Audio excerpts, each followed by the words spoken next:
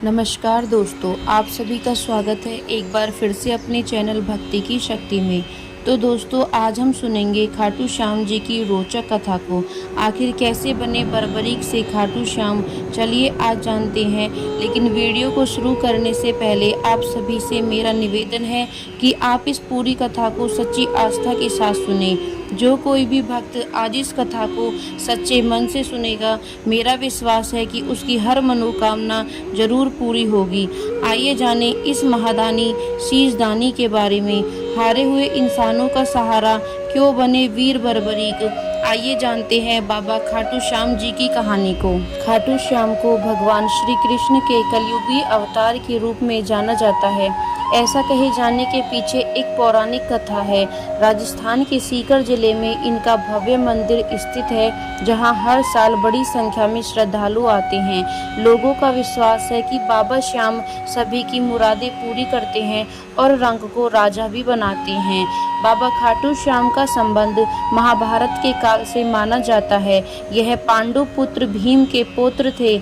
ऐसी कथा है कि खाटू श्याम की अपार शक्ति और क्षमता से प्रभावित होकर श्री कृष्ण जी ने इन्हें कलयुग में अपने नाम से पूजा जाने का वरदान दिया था। आइए जानते हैं खाटू श्याम की कथा को। लाक्षागृह की घटना में प्राण बचाकर वन वन भटकते पांडवों की मुलाकात हिडिंबा नाम की राक्षसी से हुई थी। यह भीम को पति के रूप में प्राप्त करना चाहती थी। माता कुंती की आज्ञा से भीम और हिडिंबा का विवाह हुआ, जिससे घटोत्कच का जन्म हुआ। घटोत्कच का पुत्र हुआ बर्बरीक, जो अपने पिता से भी ज्यादा शक्तिशाली और मायावी था। बर्बरीक देवी का उपासक था। इनकी माता का नाम मौरवी था। देवी के वरदान से उन्हें 3 दिव्य बाण प्राप्त हुए थे, जो अपने लक्ष्य को भेद कर वापस लौट आते थे। इनकी वजह से बर्बरीक अजय हो गया था।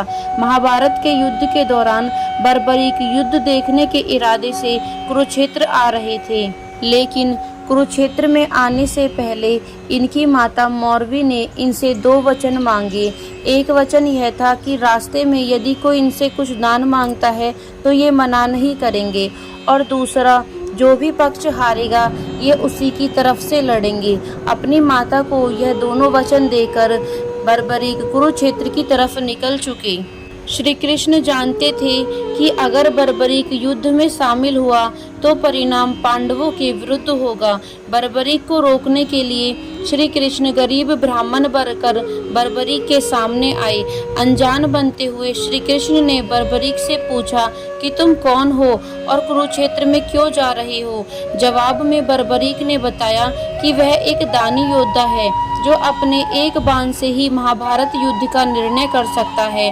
श्री कृष्ण ने उनकी परीक्षा लेनी चाही तो उसने एक बाण चलाया, जिससे पीपल के पेड़ के सारे पत्तों में छेद हो गया।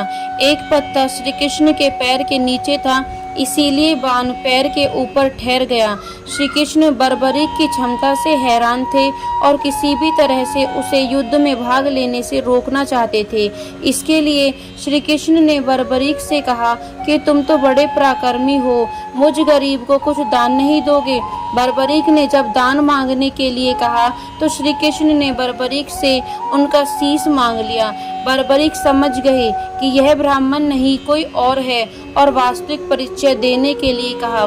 श्री कृष्ण ने अपना वास्तविक परिचय दिया तो बर्बरीक ने खुशी खुशी शीश दान देना स्वीकार कर लिया। रात भर भजन पूजन कर फाल्गुन शुक्ल द्वादशी को स्नान पूजा करके बर्बरीक ने अपने हाथ से अपना शीश श्री कृष्ण को दान कर दिया। शीश दान से पहले बर्बरीक ने श्री कृष्ण जी से युद्ध देखने की इच्छा जतलाई थी, इसीलिए श्री कृष्ण ने बर्बरीक के कटे शीश को युद्ध देखने के लिए एक ऊंचे स्थान पर स्थापित कर दिया।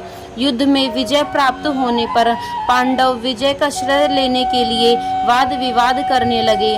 तब श्री कृष्ण जी ने कहा कि इसका निर्णय बर्बरीक का शीश ही कर सकता है। बर्बरीक के शीश ने बताया कि युद्ध में श्री कृष्ण का सुदर्शन चक्र चल रहा था, जिससे सभी शत्रु कटे हुए वृक्ष की तरह योद्धा रणभूमि में गिर रहे थे और द्रौपदी महाकाली के रूप में रक्त का पान कर रही थी। श्री कृष्ण ने प्रसन्न होकर बर्बरीक के उस कटे सिर को वरदान दे दिया कि कलयुग में तुम मेरे श्याम नाम से पूजित जाओगे। तुम्हारे स्मरण मात्र से ही भक्तों का कल्याण हो जाएगा और धर्म, अर्थ, काम, मोक्ष की प्राप्ति होगी। स्वप्न दर्शनोपरांत बाबा श्याम खाटू धाम में स्थित श्याम कुंड से प्रकट हुए थे। श्री कृष्ण विराट शालिग्राम रूप में संवत 1777 से खाटू श्याम जी के मंदिर में स्थित होकर भक्तों की मनोकामनाओं को पूर्ण कर रहे हैं। प्रत्येक वर्ष होली के दौरान खाटू श्याम जी का मेला लगता है। इस मेले में देश विदेश से भक्तजन बाबा खाटू श्याम जी के दर्शन के लिए आते हैं। इस मंदिर में भक्तों की गहरी आस्था है। बाबा श्याम, हारे का सहारा, लखदा तार खाटू श्याम जी, मौरवी नंदन, खाटू का नरेश और शीश के दानी, इन सभी नामों से खाटू श्याम को उनके भक्त पुकारते हैं।